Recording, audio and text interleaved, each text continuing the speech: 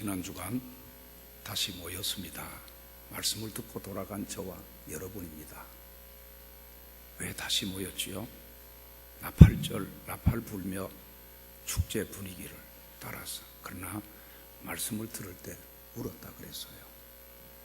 또 절기를 지키면서 그 절기가 초막절로 하도 오래 믿는다고 했지만 잘 믿지 못해서 절기 있는 것조차도 잊어버리고 살았던 그들, 그대로 신앙생활 되지 않기 때문에 다시 모였다 그랬습니다. 여러분, 이 말씀 듣고 돌아가 여러분의 신앙의 장소가 어디가 되든 노력해 보셨습니까? 내 신앙 이대로 안 된다고, 내 영혼 상태 이대로 안 된다고 고민하면서 살아보신 적이 있습니까? 오늘도 성령이 교회들에게 하시는 말씀 들을 수 있는 마음의 귀가 여러분에게 복되기를 소원합니다. 어떤 교회? 전 교인 수련회가 있었습니다. 다채롭게 재미있게 진행되는 프로그램 가운데 저울을 갖다 놓고 거기 참석한 사람들의 몸무게를 달아보게 됩니다. 몸무게 제일 많이 나가는 사람 푸짐한 선물을 준비하고 주려고, 그래서 가장 많이 나가는 사람 선물을 주게 되는데 그날 거기 뽑힌 사람이 그 교회 담임 목사였어요. 몸무게 제일 많이 나가는 덕분에 선물은 받았지만은 목사님이 가만히 생각해 보니까 기쁜 일은 아닌 것 같더라는 거죠. 그런데 또 교인들은 목사가 거기 해당되는 것 때문에 그 교회 교우들이 깔깔 웃으면서 전부 재미있어 하더라는 거예요. 야, 우리 목사님이 뚱뚱보다 우리 목사님 몸무게가 제일 많이 나간다. 이래가 교인들은 막 좋아라고 하더랍니다. 시골에 살 때 비가 많이 와가지고 냇물이 많이 불어날 때가 있어요. 저희들이 제가 초등학교 다닐 때 지금은 어지간한 냇물에는 다리가 다 놓여져 있는 줄 압니다. 시골에도. 그때는 조금 넓은 냇물이지만 다리가 놓여있지 않는 곳이 많았어요. 갑자기 학교 등교해서 수업을 마치고 집으로 돌아가는 시간이면 그 사이 비가 폭우로 얼마나 쏟아졌는지 냇물이 불어나서 범람이 되면 어린 아이들이 그 물을 건너다가 잘못될까 봐 선생님들이 따라와 줍니다. 냇물 가까이 와서 보고 진단해 본 결과 안 되겠다 싶으면 그 아이들을 다시 학교 주변에 데려가서 홈스테이 시키듯이 집집마다 재우고 그 다음날 학교 등교하고 물이 줄면은 자기 힘으로 물 건널 수 있게 됐다 싶으면은 그냥 집으로 돌려보내요. 저도 그런 경험이 있습니다. 한 4학년 때쯤인가 도저히 건널 수 없어 선생님이 따라왔다가 얘들아 안 되겠다 다시 학교 주변으로 가자 해서 가서, 그때 제가 지금 생각하니까 잡던 집이 누구냐? 교회 사택이었어요. 우리 원로 목사님 살아계실 때 2번 제가 그 수도권에 목사님 모셔다가 대접해 드린 적이 있습니다. 수고는 물론 교인들이 하셨지요. 그때 오신 목사님 가운데 대화를 하다 보니까 제가 초등학교 다닐 때 그 교회 사택에 가서 잤는데 그때 그분이 담임 목사님이셨어요. 정 목사님이라고. 그래 이런저런 대화하다가 그 목사님의 아들이 저하고 같은 반이었어요. 제가 반장이었고 아마 그 학생이 부반장 정도 되는지 그렇게 기억이 나요. 그래 안부를 물었더니 하나님이 복을 주셔서 미국에서 공부를 하고 아주 세계적인 훌륭한 사람이 되어 있다고 자랑같이 하면서 아들을 칭찬하는 목사님 한 분을 만나보게 되었습니다. 지금 생각해보면 하나님의 섬세한 손길이, 나중에 제가 기독교로 들어오지도 않았지만 초등학교 다닐 때 목사님 사택에 잔 것도 기억하시고 목사 만들어 주셨는가. 아멘 좀 하면 배가 아파가 못하지요. 네네. 참 하나님의 섭리는 신기하다. 목사가 되고 나니까 그것도 그때 하나님이 전초 작업으로 은혜를 이렇게 하셨는가. 그 생각이 이 말씀 준비하면서 생각이 나더라고요. 여러분, 체중이 무거우면 좋은 점도 물론 있지요. 힘이 좋아집니다. 어떤 사람은 또 체중이 많이 나가면 달리기를 잘한다고 말하는데 그렇지 않을 것 같은데, 무게 있게 달리기 때문에 달리기 잘한다고 표현했는지 모르겠어요. 지구력이 생겨나게 됩니다. 자, 우리가 인생을 살다 보면 험난한 세찬 물결이 우리를 통째로 쓸고 내려가려 할 때가 있습니다. 우리 인생을 통째로, 건강을 때로는 통째로, 물질을 때로는 통째로, 더 나아가서는 우리의 생명을 통째로 세찬 물결이 그냥 쓸어 내려가려고 할 때가 있다는 거지요. 이런 경험 여러분 많이 하시면서 사신 줄로 압니다. 그때 존재의 무게가 가벼운 사람은 떠내려가고 맙니다. 존재의 무게가 가벼운 사람. 자, 오늘 본문은 바로 거기 떠내려간 한 사람을 우리에게 보여주고 있습니다. 신바벨론 제국의 마지막 왕 벨사살이라는 왕인데, 나보디다스 왕의 아들로 알려져 있는데, 오늘 본문 5장에는 2절입니까? 느부갓네살 왕의 아들처럼 오늘 본문에 묘사되어 있습니다만은, 이 표현은 아들이라기보다는 후손이라는 의미가 해석상에 더 가깝다고 보여집니다. 그런데 벨사살의 존재가 얼마나 가벼운가를 극적인 방식으로 설명해 주는데, 어느 날 벨사살은 1000명의 귀족들을 초대하게 됩니다. 거나하게 큰 잔치를 베풀고 날마다 먹고 마시고 왕이 잔치 베푸는 것 자체를 두고 시비 걸 사람이 누가 있겠습니까? 물론 정사도 보살피지 않고 정사는 관심이 없고 날마다 잔치만 연다면 그것도 문제겠지만은, 오늘 보면은 그 자체를 문제시하지는 않습니다. 잔치 연 것 가지고 시비 거는 것은 아니라 이 말이죠. 그럼 오늘 본문이 문제 삼는 것은 따로 있었어요. 따로. 그것은 벨사살이 여호와 하나님의 성전에서 사용하던 금, 은 그릇으로 술도 먹고 마시고 그 그릇으로 음식도 담아 먹고 마셨다는 겁니다. 성전의 제사 때 사용되는 금, 은 기구들을 갖다가, 이 고귀한 그릇들은 느부갓네살 왕이 남쪽 왕국 유다를 침략해서 예루살렘 성전에서 약탈해 간 것들입니다. 그런데 이 벨사살은 하나님의 성전에서 제사할 때 사용하던 그 거룩한 그릇을 가져와 가지고 그것을 술을 부어 마셨다는 거죠. 김덕신 목사님 총회장 지내신 분인데, 살아계실 때 예수 믿기 전인지 그 어머니가 하도 이웃 사람들, 친구들 집안이 와가지고 술 사오라고 난리를 치는데, 가난하니까 술 사올 주전자 하나가 제대로 없었다는 거지. 하도 성화를 뿌리고 하도 술 받아오라 그러니까 하는 수 없이 아마 교회 성찬기를 그 집에 보관하고 있었는지 성찬 때 사용하는 포도주 담는 주전자를 양조장 가가지고 그것으로 술을 사다가 오신 성화하는 사람들에게 대접을 하는데 웬일입니까? 그 즉시로 나병이 몸에 일어나더라는 거죠. 철저하게 회개하고 회복을 받았다는 간증하는 것을 들어보았습니다. 사실 그때는 저도 목회상에 전도사 때부터 하나님이 놀라운 기적을 너무 많이 주셨어요. 기적 증명서를 발급했다 할지라도 틀린 말이 아닐 정도로 지금도 그런 사람들 간증하고 있는 사람 많습니다. 근데 요즘은 제 능력이 전부 박살이 나버리는지 어떤 역사도 일어나지 않는 것 회개합니다. 여러분을 통해서도 믿음의 역사가 일어나게 되기를 바랍니다. 말씀을 하나님의 말씀으로 받을 때 믿는 자 속에서 역사가 일어나는 것이 정상인 줄로 믿습니다. 할렐루야. 아무런 역사도 내게서 일어나지 않는, 믿음의 역사가 일어나지 않는 우리들, 오늘 말씀 들으면서 하나님의 저울에 달아보았더니 부족함이 보였더라. 오늘도 연말을 보내면서 우리 신앙 또 한 번 다잡게 되어지기를 주의 이름으로 간절히 소원합니다. 할렐루야, 할렐루야. 자, 오늘 2절 3절 다시 오늘 본문 좀 많이 또 읽으십시다. 보겠습니다. 벨사살이 술을 마실 때에 명하여 그의 부친 느부갓네살이 예루살렘 성전에서 탈취하여 온 금은 그릇을 가져오라고 명하셨으니 이는 왕과 귀족들과 왕후들과 후궁들이 다 그것으로 마시려 함이었더라. 이에 예루살렘 하나님의 전 성소 중에서 탈취하여 온 금그릇을 가져오매 왕이 그 귀족들과 왕후들과 후궁들과 더불어 그것으로 마시더라. 술잔으로 사용했다는 거죠. 바로 이것이 벨사살의 치명적인 문제였습니다. 그러면서 사람이 만든 우상들을 오늘 4절에 보면 찬양을 합니다. 4절 보겠습니다. 그들이 술을 마시고는 그 금, 은, 구리, 쇠, 나무, 돌로 만든 신들을 찬양하니라. 주홍이 돕니다. 잔치의 분위기가 무르익습니다. 좌중에 있는 모든 사람 얼어붙게 만드는 일이 일어나게 됩니다. 분위기가 갑자기 얼어붙게 만드는 일이 벌어졌어요.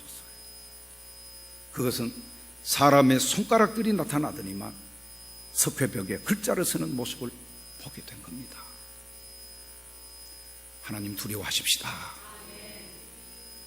지금 하나님 두려워하지 않으면 심판날 하나님 앞에 설 때에 그때 두려워해도 때는 늦으리가 될 줄로 믿습니다. 나더러 주여 주여 하는 자마다 다 천국에 들어갈 것이 아니라 그랬죠. 오늘 새벽에도 산 위에서 천국은 행함과 함께 이 땅에서도 천국 삶이 이루어진다는 것 믿으시게 되기를 축복합니다. 벨사살이 그 광경을 보는 순간 두려웠어. 자, 우리 본문 5절 6절도 한번 보십시다. 그때에 사람의 손가락이 나타났어.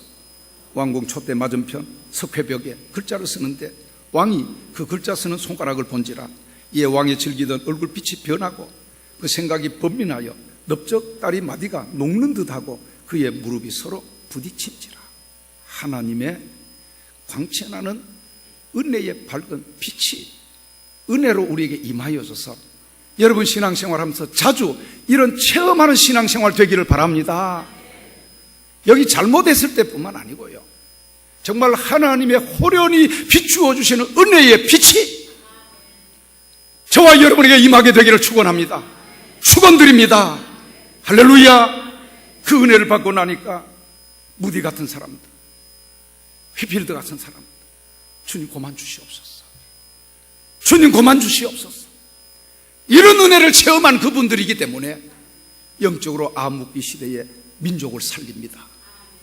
복음을 살려냅니다. 할렐루야. 할렐루야. 얼굴빛이 변하고 생각이 번민하게 되고 넓적다리가 녹는 듯 하게 되고 무릎이 서로 부딪힌지라. 우리 인위적으로 하고 싶으면 무릎 서로 부딪히게 할 수 있지만 하나님의 강력한 빛 앞에 두려워서 무릎이 부딪힐 정도로 두려운 역사가, 두려운 현상이 나타났어요. 극도의 공포에 빠져듭니다. 술 먹다가 취기가 있던 사람, 취기가 싹 사라져버린 줄 압니다. 정신 번쩍 든 줄 압니다. 할렐루야. 우리 지금 화면에 그림 하나 보여드리겠습니다. 범브란트라는 화가가 벨사살 왕의 잔치 그린 그림이에요.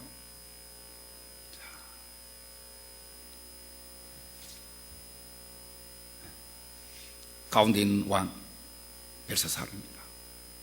거기 주전자도 보이고 잔도 보이고 도도해 보이죠. 저기 밝은 빛 가운데 글씨가 보입니까? 저게 바로 메네메네 데겔 우바르시아. 석회벽에 사람들의 손가락이 나타나더니만 글이 쓰여집니다. 이런 환상 우리도 보게 되기를 바랍니다. 이런 이상 우리도 보게 되기를 바랍니다. 하나님 두려워하십시다. 할렐루야. 할렐루야. 할렐루야. 유명한 화가 그 렘브란트가 벨사살 왕의 잔치라는 제목의 그림을 그린 겁니다.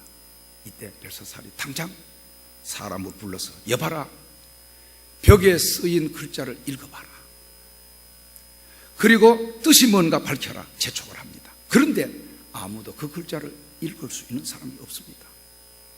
읽지 못하니 뜻을 해석할 수가 없잖아요. 오늘 5장 7절 9절 7절에서 9절 한번 보십시다. 왕이 크게 소리질러 술객과 갈대아 술사와 점쟁이를 불러오게 하고 바벨론의 지혜자들에게 말하되 누구를 막론하고 이 글자를 읽고 그 해석을 내게 보이면 자주색 옷을 입히고 금사슬을 그의 목에 걸어주리니 그를 나라의 셋째 통치자로 삼으리라 하니라. 그때 왕의 지혜자가 다 들어왔으나 능히 그 글자를 읽지 못하며 그 해석을 왕께 알려주지 못하는지라.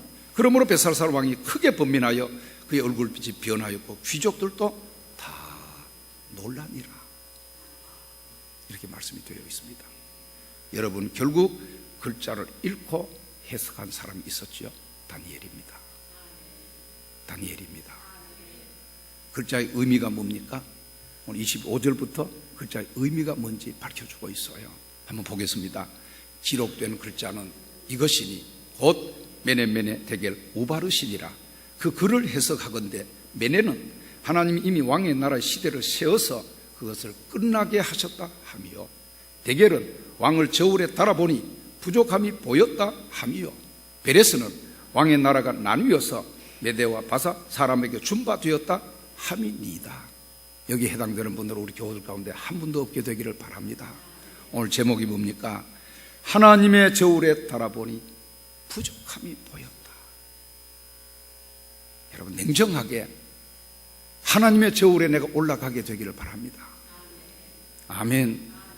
부족함이 보였다. 자존심 내려놓으십시다. 이기주의 내려놓으십시다.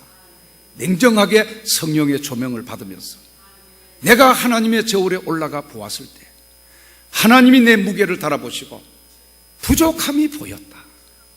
부족함이 보였다. 오늘 우리는 회개하십시다. 하나님 앞에 자복하십시다. 하나님 앞에 통회하십시다. 그냥 한 해를 넘기지 말고 믿으면 아멘 하십시다. 아멘 하십시다. 한마디로 하나님께서 벨사살 나라가 끝나게 하시고 다른 이들에게 넘길 것이라는 말씀이었어요. 그렇게 하신 이유가 뭡니까? 벽에 쓰인 글자 중에 데겔이라는 말,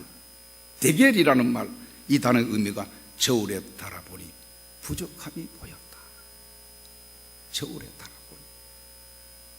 결국 하나님 앞에 벨사살 존재의 무게 너무 가벼웠다는 거예요. 벨사살 존재의 무게가 너무 가벼웠다는 겁니다. 그 결과가 뭡니까? 그날 밤으로 벨사살은 죽음을 당합니다. 그 나라 타인에게로 넘어가 버리고 말았어요. 30절 31절 읽어보십시다. 그날 밤에 빨리빨리 왜 일부는 잘하시더니만 무슨 말합니까? 그날 밤에 갈대아 왕 벨사살이 죽임을 당하였고 메대 사람 다리오가 나라를 얻었는데 그때 다리오는 62세였더라. 이날 일에 대하여 고대 역사가 중에 헤로도투스라는 사람은 벨사살의 연회 중에 1000명이 모였잖아요. 귀족들이. 모든 사람이 취중에 있었기 때문에 적 군사들의 기습이 용이했다고 기록을 하고 있습니다.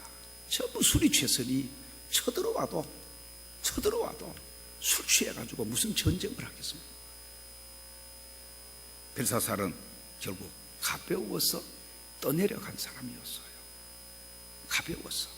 벨사살이 그 존재 가벼움으로 떠내려가던 바로 그때 정반대로 무게감을 과시한 인물이 있었습니다. 그의 신분은 포로였습니다. 그의 신분은 타국에 붙잡혀간 종노를 할 수밖에 없는 다니엘이었어요. 바벨론이라는 제국이 멸망하고 메디아를 거쳐 페르시아라는 새 제국이 등장하는 역사의 소용돌이 한복판에서도 떠내려가지 않고 거대한 바위처럼 흔들림이 없는 사람이 있었습니다. 여러분, 주의 일, 내 사랑하는 형제들아 견고하며 흔들리지 말며 항상 주의 일에 더욱 힘쓰는 자들이 되라. 이는 너희 수고가 주 안에서 헛되지 않을 줄을 알미니라. 하나님이 심지가 견고한 자를 평강의 평강으로 인도하시리니 주 예수 그리스도를 변함없이 사랑하는 모든 자에게 은혜가 있을지어다. 은혜가 있을지어다. 변함없이 사랑하는 모든 자에게. 그는 다름 아닌 다니엘입니다. 다니엘은 그 존재가 바위와 같은 분이었어요. 오늘 교회 안에 사랑하는 여러분, 하나님의 교회를 섬기면서 정말 여러분의 존재가 바위와 같은 분들이 되기를 바랍니다. 바위와 같은 사람들, 그의 존재감을 보여주는 말씀들이 있는데 1장 21절에 보니까 한번 보십시다. 다니엘은 고레스 왕 원년까지 있으니라. 6장 28절 보겠습니다. 이 다니엘이 다리오 왕의 시대와 바사 사람 고레스 왕의 시대에 형통하였더라. 여러분, 이제 대통령 당선되고 취임 1년이 다가오고 있지요. 취임은 물론 2월 달에 했습니다만 선거일이 12월 19일. 새 대통령이 취임하면 대통령 통치 철학에 따라서 새로운 인물들이 등장을 합니다. 그래서 대통령 취임과 함께 수천 개의 자리, 주인이 바뀐다고 말하잖아요. 장관 자리도 바뀔 수 있어요. 차관 자리도 바뀔 수 있어요. 통치자 개인이 바뀌어도 그러한데 하물며 나라가 망하고 새 나라가 등장하면 그 변화의 폭은 엄청날 겁니다. 과거 나라에서 녹을 먹던 사람들 모두 죽거나 추방될 수 있습니다. 그리고 새 인물들이 들어서게 됩니다. 근데 놀라운 것은 다니엘은 나라가 바뀌어도, 그 나라 통치하는 왕이 바뀌어도 여전히 그 자리에 건재했다는 겁니다. 다시 여러분에게 말씀드립니다. 여러분의 존재가 바위와 같은 분들이 되기를 바랍니다. 할렐루야. 이게 바로 다니엘의 존재감을 보여주는 대목입니다. 그의 존재감을 보여줘요. 다니엘이 바벨론 포로로 끌려갈 때는 주전 605년경으로 보여집니다. 그 후에 느부갓네살에 의해서 그가 발탁이 되고 관직에 올라가게 됩니다. 그리고 그 벳사살이 죽고 고레스가 등장한 것이 주전 536년경으로 볼 때 결국 다니엘은 적어도 60년 정도, 이야, 권력의 자리 60년 정도, 나라가 바뀌어도, 통치자 왕이 바뀌어도 최고의 인물로 최고의 자리에 있었다는 거예요. 60년 정도. 나라가 바뀌어도 왕이 바뀌어도 그 통치자들은 다니엘의 가치를 알아보게 된 겁니다. 그래서 모든 왕들이 그를 나라에 중용하게 됩니다. 그뿐 아닙니다. 손가락이 쓴 글자를 읽고 내용을 읽을 사람도 없고 읽지 못하니 해석할 사람도 없어 왕이 크게 번뇌하고 있잖아요. 그때 왕비가 다니엘을 청구하게 됩니다. 이런 비슷한 말은 우리가 창세기에 요셉이 감옥에 들어갔지요. 떡 맡은 술 맡은 관원장, 불의한 일이 드러나서 감옥에 왔다가 하나는 복직을 해요. 하나는 죽고, 그때 요셉이 자기 억울한 일을 복직하는 신하에게 말해줬을 겁니다. 나가거든 날 좀 생각해. 그런데 2년이 지나도록 잊어버렸어요. 그런데 바로 왕이 꿈을 꾸고 번뇌하고 있을 때 그 꿈을 해석해야 되는데 그때서야 복직하는 관원이 요셉을 생각하고 왕 앞에 소개하게 됐지요. 여기 글자 벽에 쓰여져 있는데 읽지도 해석도 안 될 때 왕비가 다니엘을 청구하는데 그 청구의 말도 여보 아니면 왕이여, 지금 글자가 쓰여졌는데 읽지도 못하고 해석이 불가능한데 다니엘 부르면 될 겁니다. 이 정도가 아닙니다. 오늘 우리 모두는 이 말씀 참 부러워하면 좋겠어요. 청구의 말이 대단히 놀랍습니다. 거의 최상의 찬사를 보내고 있는 것을 알게 됩니다. 여러분도 제가 여러분에게 그렇게 돼야 되겠습니다만, 저도 여러 군데 다니면서 우리 교회 암흑에 최고의 찬사를 보낼 수 있는, 아멘입니까? 최고의 찬사를 보낼 수 있는 그분 말하지 않으면 안 되고, 누구 앞에 자랑하지 않으면 안 되는 사람, 누구와 대해도 손색이 없는 사람, 최고의 찬사를 보낼 수 있는 사람 믿으시기 바랍니다. 자, 바로 그가 다니엘 5장 10절에서 12절에 왕비가 다니엘을 왕 앞에 최고의 찬사를 보내면서 청거를 해요. 한번 본문 읽어보십시다. 왕비가 왕과 그 귀족들의 말로 말미암아 잔치하는 궁에 들어왔더니 이에 말하여 이르되 왕이여 만수무강하옵소서. 왕의 생각을 번민하게 하지 말며 얼굴빛을 변할 것도 아니니이다. 왕의 나라에 거룩한 신들의 영이 있는 사람이 있으니 곧 왕의 부친 때 있던 자로서 명철과 총명과 지혜가 신들의 지혜와 같은 자니이다. 왕의 부친 느부갓네살 왕이 그를 세워 박수와 술객과 갈대와 술사와 점쟁이 어른을 삼으셨으니 왕이 벨드사살이라 이름하는 이 다니엘은 마음이 민첩하고 지식과 총명이 있어 능히 꿈을 해석하며 은밀한 말을 밝히며 의문을 풀 수 있었나이다. 이제 다니엘을 부르소서. 그리하시면 그가 그 해석을 알려드리리이다. 아멘입니까? 네, 전쟁에 패하고 나라가 망하고 포로로 여러분 졸지 마세요. 졸지 마세요. 정말 들어야 될 분 다 들어야 되지만 정신 차리고 여러분 예수 믿읍시다. 정신 차리고 강단을 주목하여 하나님의 말씀 경청합시다. 할렐루야. 그래서 여러분 영혼에 무게 나가는 사람들 되기를 바랍니다. 오늘 결론부터 말씀드리는 거예요. 이거는 왕비가 다니엘을 가리켜 거룩한 신들의 영이 있는 사람입니다. 우리 교회 이런 분들이 있게 되기를 바랍니다. 거룩한 신들의 영이 있는 사람, 할렐루야, 할렐루야, 할렐루야. 두 손 들고 아멘 합시다. 아멘. 할렐루야. 거룩한 신들의 영이 있는 사람.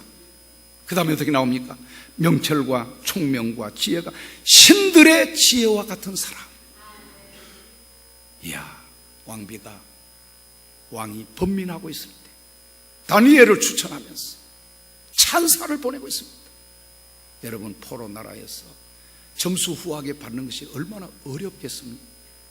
오늘 우리는 교회 안에 갔더니 형제요 자매요 사랑해야 됨에도 불구하고 여러분, 점수 인색한 사람들 얼마나 많지 않습니까? 우리의 존재, 그날 밤 벨사살 죽음을 당하고 나라 빼앗겼지만 다니엘은 페르시아에서도 여전히 존귀한 자리에 있었던 겁니다. 이제 우리 존재 어느 정도 무게감을 가지고 있습니까? 우리의 존재,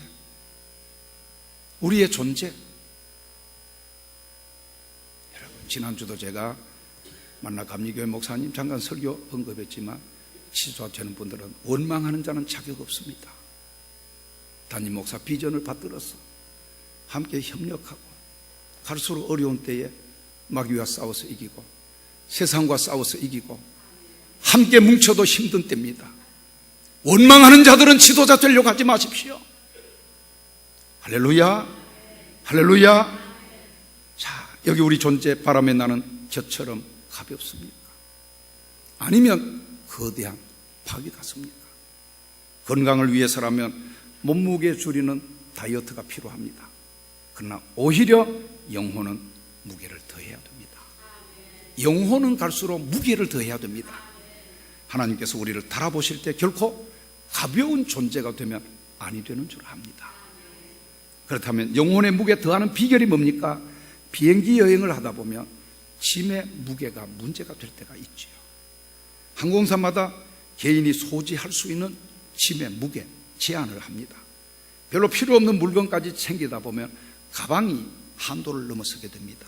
그러면 그 가방을 열어서 좀 요긴하지 않는 물건들은 꺼내가지고 전송 나온 가족편에 돌려보내든지 다른 어떤 방법을 찾아야 되지요. 물건을 더하면 무게가 늘고 물건을 빼면 무게가 줍니다. 이거는 상식입니다. 그러나 저와 여러분 영혼의 경우에는 반대입니다. 여러분 더할수록 영혼은 가벼워집니다. 세상 것 더할수록 여러분 영혼은 자꾸 가벼워진다는 것 오늘 깨달아 알게 되기를 축복합니다. 반면에 뺄수록 무거워집니다. 뺄수록 무거워집니다. 세상 부귀, 세상 영화, 세상 자랑 뺄수록 여러분 영혼은 무거워집니다. 영혼이 무거운 자들이 되어지기를 바랍니다. 여기 벨사살 왕의 무게가 가벼웠던 이유가 너무 많이 더했기 때문이에요. 너무 많이 더했기 때문에. 그는 권력을 더했습니다. 아마 그가 쓴 왕관 무게 대단했을 겁니다. 거기 재물을 더했습니다. 아마 그 나라 가장 부유한 사람이 그 당시 누구였겠습니까? 벨사살 왕 아니었겠습니까? 거기에 하나님의 성전 그릇에 술을 부어 마시는 아나 무인의 교만까지 더했어요. 교만까지 더했어요. 아멘입니까? 더하고 더했습니다. 근데 그는 하나님의 저울에서 너무 가벼웠습니다. 여러분, 더할수록 가벼워지는 경우입니다. 아멘. 여러분, 얼마나 세상 것 추구하며 그것이 영원히 내 곁에 있을 것처럼 생각하지만 세상 것 여러분 더하면 더할수록 거기다가 교만까지 더하면 영혼은 바람에 흔들리는 겨와 같은 거예요. 믿으시기 바랍니다. 아멘. 그러나 다니엘은 반대였습니다. 모든 것을 비웠습니다. 스스로 힘으로 인생 성공 거둘 수 있는 자신감 버렸습니다. 높은 자리에 앉았지만 그 자리 하나님 주신 것 알았기에 결국 하나님 앞에 한순간도 교만하지 않았습니다. 다니엘 이름의 뜻은 하나님은 나의 재판장이라는 뜻을 가지고 있어요. 하나님이 나의 재판장이시다. 그래서 모든 것 마지막 판결자는 하나님이심을 그 알았기 때문에 그를 모함하는 자들이 30일 동안 왕 외에 다른 신이나 뭘 섬기며 사자굴에 집어넣도록 왕을 미혹해가지고 도장까지 받아냈지만 그때도 나의 판결자는 하나님이시다. 사자굴에 들어가도 하나님이 내 정당함을 인정해 줄 것이고, 사자 입에서 건져주실 분이 내가 믿는 하나님이다. 하나님이 나의 판단자가 되어주신다. 하나님이 나의 심판자가 되어주신다. 그걸 다니엘은 알았어요. 그래서 아무리 자신이 때로는 옳다고 생각해도 하나님이 틀리다고 하시면 틀린 것을 그는 알았습니다. 그래서 자기 목소리 내지 않았습니다. 만사를 하나님께 맡겼습니다. 높은 자리 나갈수록 낮아졌습니다. 마음은 겸손하게 비웠습니다. 그가 비우고 또 비울수록 무게감이 더해지더라는 겁니다. 아멘입니까? 비우고 비울수록 무게감이 더해지더라는 거. 이거는 영적 세계의 원리입니다. 할렐루야. 그런 모든 인간적인 것을 비우고 그 빈자리 하나님으로 채웠어요. 하나님으로 채웠어요. 쓸모없는 것 버리고 비울수록 영혼에 하나님의 자리가 점점 커지더라는 겁니다. 여러분 영혼 속에 하나님 자리 있습니까? 말로만 하지 맙시다. 여러분의 영혼의 자리에 하나님 자리가 있습니까? 온통 세상 것으로 가득 차 있지요. 여러분 인생에서 하나님의 비중이 커질수록 점점 무게 있는 신앙인이 되어집니다. 혹시 배사서처럼 채우고 계시지는 않습니까? 많이 가진 것처럼 보이는 바로 그 순간 가장 가벼워질 위험, 가장 가벼워질 위험이 있는 순간임을 잊어서 안 됩니다. 다니엘 5장을 읽어보면 이 다니엘이 글자 뜻을 풀어 설명하면서 그 벨사살 조상인 느부갓네살의 경우를 들어서 책망을 합니다. 느부갓네살의 이야기가 뭡니까? 다니엘 2장 4장에 보면 천하를 손에 쥔 느부갓네살이 교만했을 때 하나님께서 그에게서 지각을 제하여 버리니까 미친 사람 되어가지고 권력을 잃어버리고 들에 나가 짐승처럼 살 때가 있었어요. 그는 이 모든 것이 자신의 교만 때문을 깨닫고 하나님 앞에 회개했습니다. 다니엘 4장 34절에서 37절 우리 한번 보면은 정신이 돌아온 느부갓네살이 하나님 앞에 회개하면서 올렸던 고백이 나옵니다. 한번 읽어보겠습니다. 그 기한이 참에 나 느부갓네살이 하늘을 우러러 보았더니 내 총명이 다시 내게로 돌아온지라. 이에 내가 지극히 높으신 이에게 감사하며 영생하시는 이를 찬양하고 경배하였나니 그 권세는 영원한 권세요 그 나라는 대대에 이르리로다. 땅의 모든 사람들을 없는 것 같이 여기시며 하늘의 군대에게든지 땅의 사람에게든지 그는 자기 뜻대로 행하시나니 그의 손을 금하든지 혹시 이르기를 내가 무엇을 하느냐고 할 자가 아무도 없도다. 그때 내 총명이 내게로 돌아왔고 또 내 나라의 영광에 대하여도 내 위엄과 광명이 내게로 돌아왔고 또 나의 모사들과 관원들이 내게 찾아오리.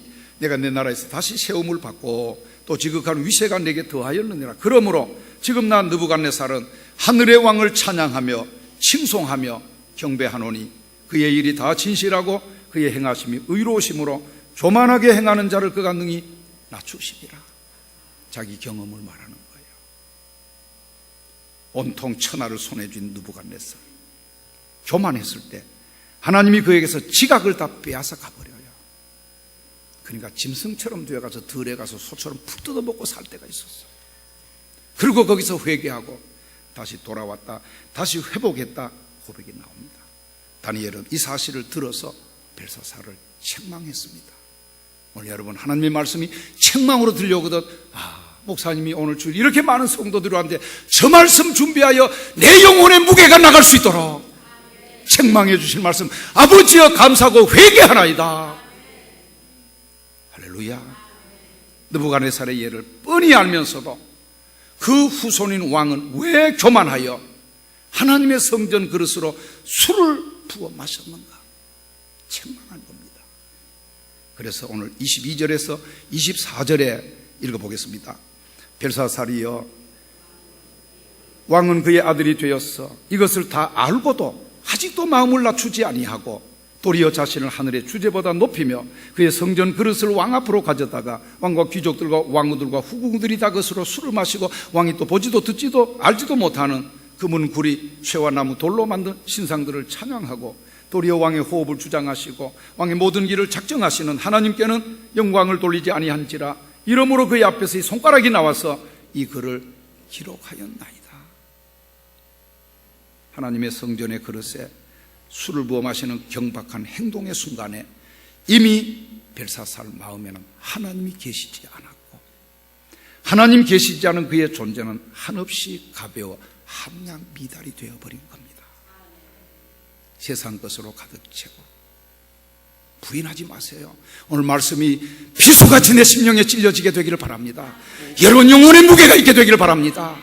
이미 하나님 계시지 않고 하나님의 저울에 함량 미달이 되어버린 사람들, 제가 아닙니까? 여러분 아니십니까? 오늘 시대는 무게감 있는 신앙인을 찾고 있습니다. 오늘 우리 교회는 무게감 있는 신앙인을 필요로 하고 있습니다. 세속의 물결에 떠내려가지 않고 의연히 신앙의 자리를 지킬 수 있는 사람,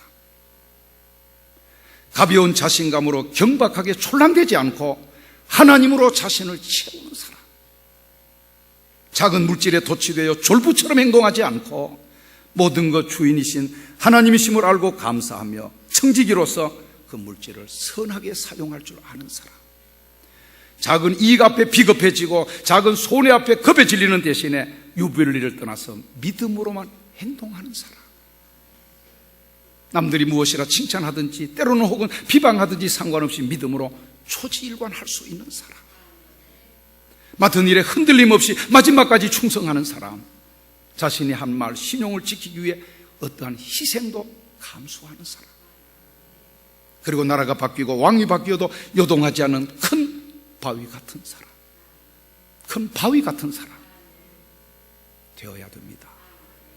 되어야 됩니다. 사도 바울 바위 같은 무게감으로 믿음을 지켰습니다. 선한 싸움을 싸웠습니다. 달려갈 길을 마치게 됐다 그랬습니다. 의로우신 재판장 앞에 서게 된다 그랬습니다. 칭찬과 면류관 기다리고 있다고 자신 있게 고백했습니다. 오늘 여러분 어려운 시골 교회 젊은 나이에 부임해서 그도 유혹이 왜 없었겠습니까? 좀 더 큰 교회, 좀 더 대우 잘 해주는 교회, 그러나 은퇴할 때까지 초지일관하는 목회자들, 그래서 존경받아 마땅한 줄 압니다. 네. 제 친구 대구 서부교회 남태섭 목사님 총회 서기도 역임하고 참 귀하게 총회를 받았는데 그 아버지가 경찰 출신이었어요. 저 경상북도 고령이니까 진짜 어느 시골 마을 들어가서 더 큰 교회, 더 대우 좋은 교회 오라고 손짓 한 대 말했지만 40년 이상 등대지기처럼 한 교회를 섬기는 그 가정에 아들 목회자 되게 하시고, 그 매제 경산 사울교회 수천 명 모인 교회 담임 목사 되게 하시고, 영적인 복을 엄청나게 많이 주신 것 우리는 부러워하고 있습니다. 할렐루야. 결혼해서 배우자가 유능하든지 무능하든지 건강하든지 병약하든지 일관된 사랑으로 함께 걸어가는 사람들, 너무 소중한 사람들인 줄 압니다. 바로 이런 모습이 인격의 무게입니다. 신앙의 무게입니다. 힘들어도 마음에 들지 않아도 하나님께 맡기고 나는 입을 열지 않겠다, 기도하겠다. 영혼의 무게가 나가는 큰 바위 같은 사람들. 할렐루야, 할렐루야. 이런 의미에서 존재의 무게가 가장 무거운 분은 하나님이신 줄 압니다. 하나님이십니다. 하나님은 우리가 가볍게 촐랑거리는 순간에도 우리에게 만세반석이 되어 주셨습니다. 한치도 움직임 없이 우리 곁을 지키셨습니다. 떠나지 않으셨습니다. 사랑해 주셨습니다. 보호해 주셨습니다. 인도해 주셨습니다. 여러분, 그렇다면 이제 겸손하십시오. 겸손하십시오. 겸손하십시오. 영혼을 비우십시오. 그 빈자리에 하나님 모셔드리기를 바랍니다. 아멘. 하나님이 가장 무거운 분위기에 그 영혼 안에 하나님 모시고 사는 사람은 영혼이 무거운 사람이 됩니다. 영혼이 무거운 사람. 그리고 묵묵히 주님의 뜻 이루어지기를 기다리면서 힘들어도 어려워도 가볍게 촐랑대면서 흔들리지 않고 믿음의 자리를 지켜야 하겠습니다. 하나님의 저울로 달아볼 때 함량 미달인 사람이 우리 교우들 가운데 한 사람도 없기를 바랍니다. 하나님이 우리 영혼의 무게를 달아보실 때 함량 미달의 사람, 세상 것으로 가득 차 있느라고 영혼의 자리에 하나님이 채워지질 않았어요.